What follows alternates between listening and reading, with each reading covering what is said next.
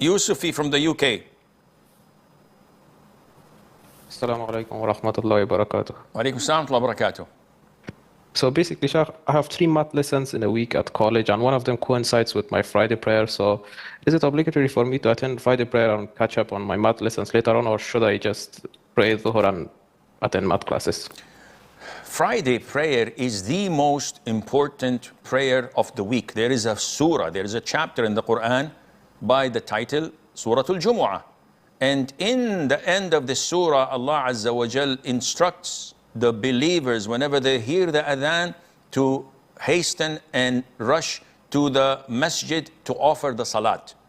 And Allah Azza wa Jal scolded the companions who left the Prophet alayhi salatu wasalam in his sermon when they heard the caravans coming from Syria with goods and merchants. And that was when the sermon was after the salat. And then it was abrogated and changed, so the sermon precedes the salat as we do it today.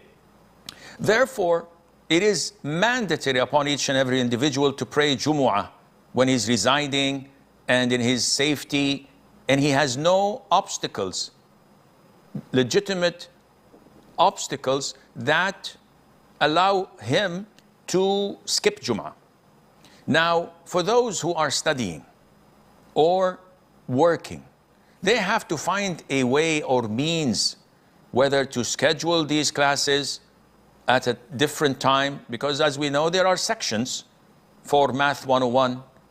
There are section that is in the morning, in the afternoon, in the evening. So before registering, you have to choose and register these sections that would not contradict with your Friday salat.